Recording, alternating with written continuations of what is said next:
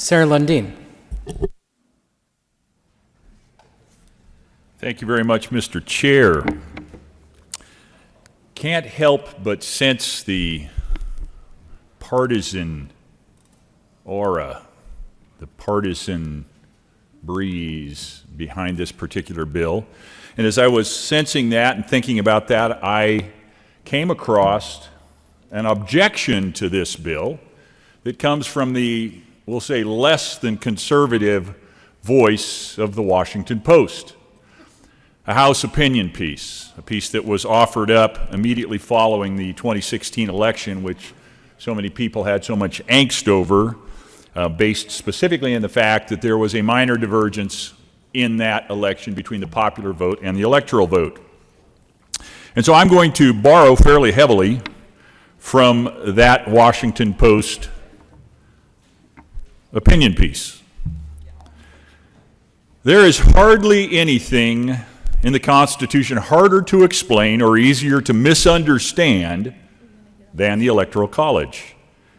And when a presidential election hands the palm to a candidate who comes in second in the popular vote, but first in the Electoral College tally, something deep within our democratic viscera balks and asks why the Electoral College shouldn't be dumped as a useless relic, an artifact of the 18th century of white gentry and privilege. Actually, there have only been 5 occasions when a closely divided popular vote and the electoral vote have failed to point in the same direction. But no matter. After the 2016 election results, we heard a litany of complaints. The Electoral College is undemocratic. The Electoral College is unnecessary. The Electoral College was invented to protect slavery and the demand to push it down the memory hole of American history.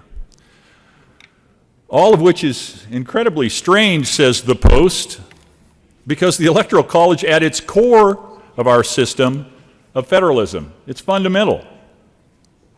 The founders who sat in the 1787 Constitutional Convention lavished an extraordinary amount of argument on the Electoral College, and it was by no means one-sided. The great Pennsylvania jurist James Wilson believed if we are to establish a national government, which this bill would in fact promote a direction toward, the president should be chosen by a direct vote of the national people. But wise old Roger Sherman of Connecticut replied that the president ought to be elected by Congress, since he feared that a direct election of presidents by the people would lead in the direction of the creation of a monarchy.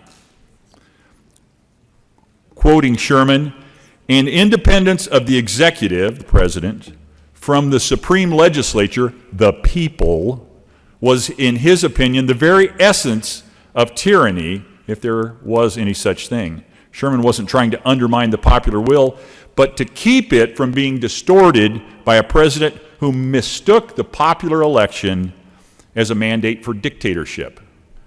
Now, you can hear in those words and those thoughts a countervening argument, an argument that would come, quite frankly, from the people who are discomfited with the current president, who in fact they think might be overreaching in some material ways, and the fact that the Electoral College presents a break. It actually provides protection from the arc of history bending towards tyranny, which I would argue, in the rare exception of the United States of America, this exceptional country, the arc of history does bend towards tyranny, which is why the defense of the Electoral College and the opposition of this particular bill is so important. The founders also designed the operation of the Electoral College with unusual care. As my colleague from Colorado Springs pointed out and read, Article 2, Section 1 of the Constitution, describing the Electoral College, is longer and descends to more detail than any other single issue that the Constitution addresses.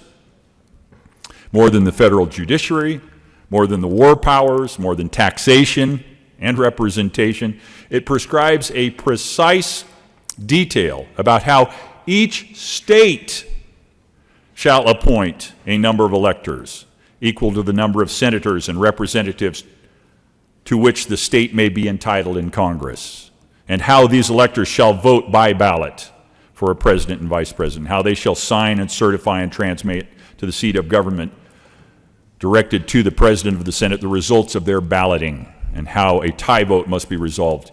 It goes on in detail because it mattered.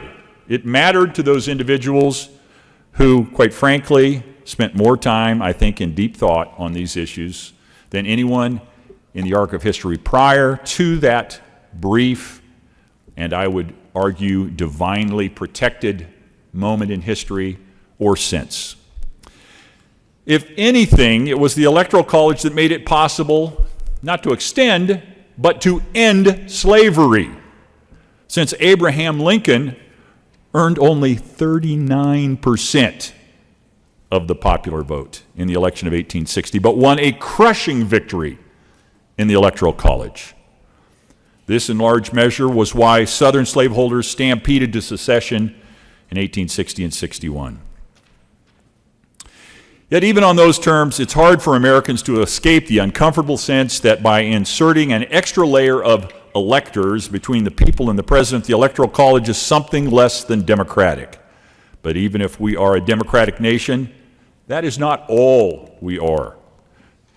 The Constitution also makes us a federal union, and the Electoral College is preeminently both the symbol of and practically the implementation of that federalism.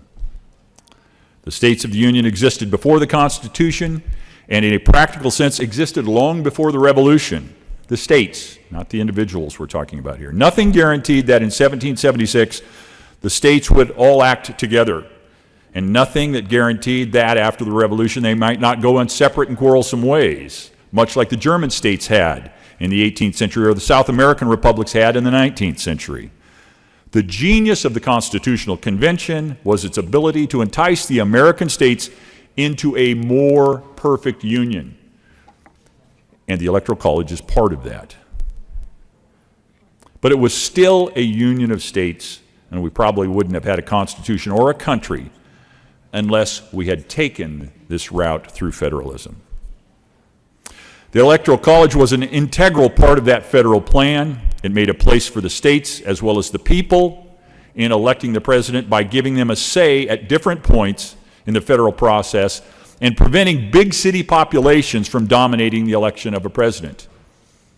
Now, you can argue that we currently have big state populations that could, in fact, elect the president, and the protection of the small states is inherent in the Electoral College. Abolishing the Electoral College now might satisfy an irritated yearning for direct democracy, but it would also dismantle federalism. After that, there would be no sense in having a Senate, which after all represents the interest of the states. Think about how the Senate is organized, the United States Senate I'm referring to. And further along, down this progression, following a bill of this nature potentially, no sense of even having states, except as administrative departments of the central government. So the 10th Amendment is trembling in fear at this point as well. Those who wish to abolish the Electoral College ought to go the distance and do away with the entire federal system, and perhaps even retire the Constitution, since federalism it was designed to embody would have disappeared. So, Mr. Chair, I ask you to join with me in the great tradition of that smash Broadway musical, or at least the subject of whom was part of that smash Broadway musical, who was also the author of Federalist 68, which in fact argues in defense of the Electoral College. Mr. Chair, I ask you to vote with me in favor of Alexander Hamilton and in opposition to this bill. Thank you, Mr. Chair.